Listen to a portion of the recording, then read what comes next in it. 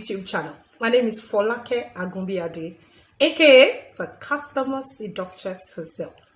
And I'm so excited to be back again this week.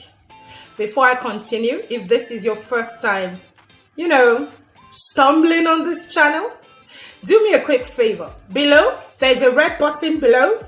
Click on it. It says subscribe. This is my birthday edition, and I need you to support the work that I do here. What we're building here is a channel of exclusivity. It's going to inspire you. It's going to take you to the next level. If you watch our videos, please do subscribe.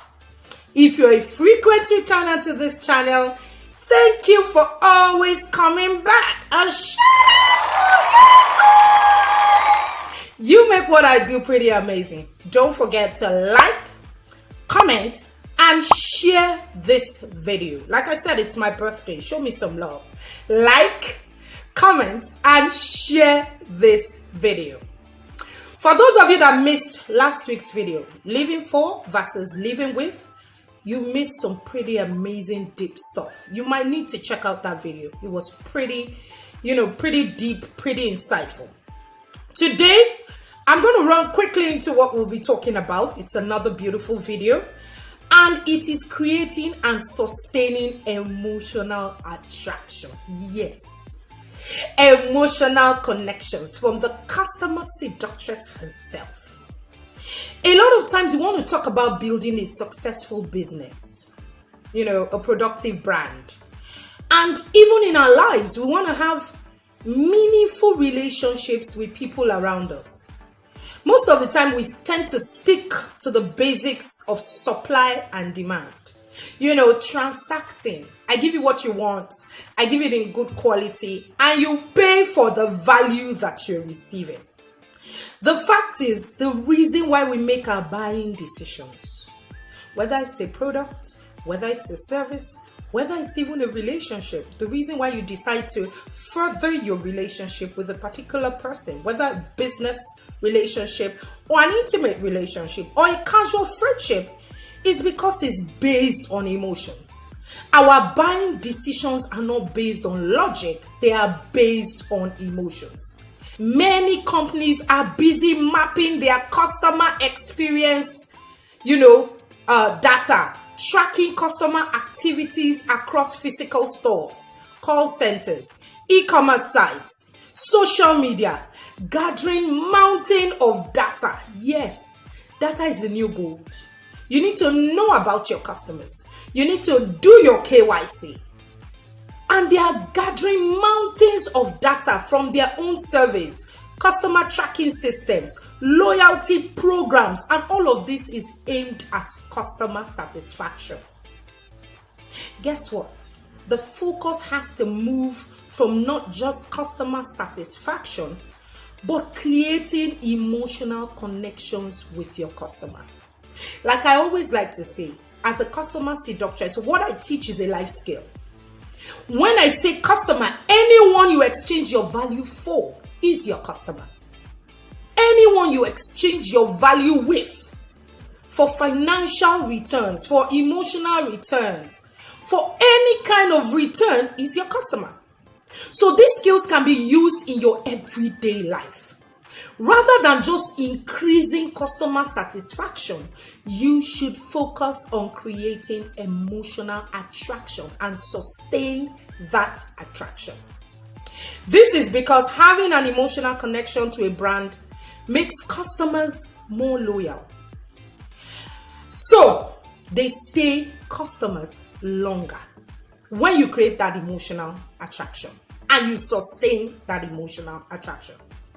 Like my famous quote that I always like to talk about, which says, when customers come first, customers last. You have to have that at the back of your mind. Your customers aren't just coming to buy from you. They want a positive experience on an emotional level. And emotionally connected customers buy more often from any business or brand. So you may ask today, How do we motivate people emotionally?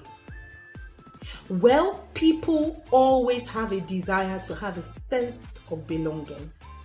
They want to connect to something.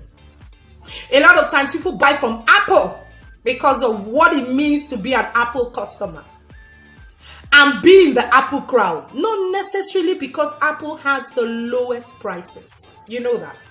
You know what it takes you to get your iPhone 11 Pro. But why they buy is that there is an emotional connection. You can't help yourself when you're emotionally connected to someone. A lot of times when you think with your heart, it's almost impossible to think with your head. There are people who can swing both ways. I'm that kind of girl. My heart and my head, they fluctuate on both sides. Yes, I have a healthy balance of both my heart thinking and my head thinking. But customers want that emotional connection. They want to stand out from the crowd. They want to be different. They want to look different. They want to be unique, aka what I call the opium of exclusivity. It's not popular. It's not general.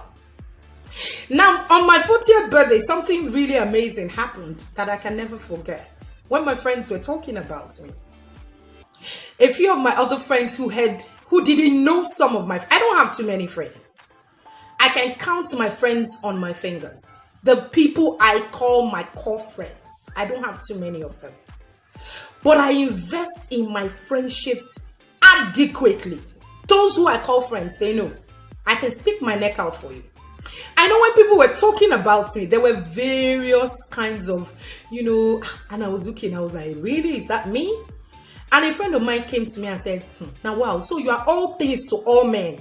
And I started laughing. I said, what do you mean? She said, I thought I was the only one that you used to make feel like this. I thought you only shared these moments with me.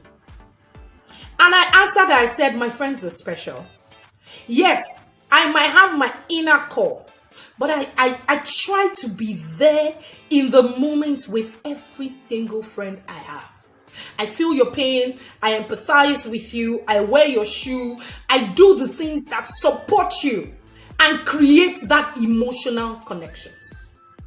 Now, there's a story I always like to share when I talk about these emotional connections. I don't want this video to be too long, so I'll try and compress it. I have a hairdresser that I used to use when I was much younger, in my secondary school days, just about to go to the uni. And that hairdresser had been doing my hair all my life, even when I was a child, I was a teenager. And I always used to go to her shop. Well, guess what? At some point, she had to travel. She was not around.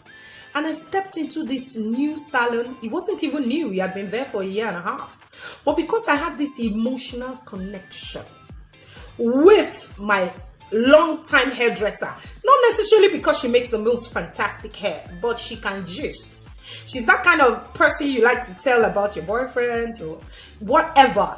And you know that you can say everything and you will not be judged and it will not be repeated. So I used to go there because I used to have a fun time. Now, when I went there and our girls were not there, I went to this new place. I'd been there, but I was never tempted to go in. And the experience that I had in that place was a mixture of customer satisfaction and building another emotional connection. They treated me way out of this world. They took my booking, took me to a waiting room. At that point, I said, please, how much do you make here? Because I don't want to be confused. And guess what? The difference was 1,500 naira only. I said, child, to feel this good. They treated me as if I was the only customer, offered me tea, coffee, and biscuits. By the time they told me how much the difference was, I ate the biscuits and the tea. And guess what? I never went back. Because she created the emotional connection. She sustained it for a while, but she didn't balance it with customer satisfaction. To keep sustaining it, you need to keep upping your game in seduction. Emotional motivators vary. This is when we talk about customer segments. Everybody is different. What we want is different. Our needs are different. Our primary motivators are different. So it's very important that you look at your business, your brand, the relationships you're trying to build, and you look at how to create these connections.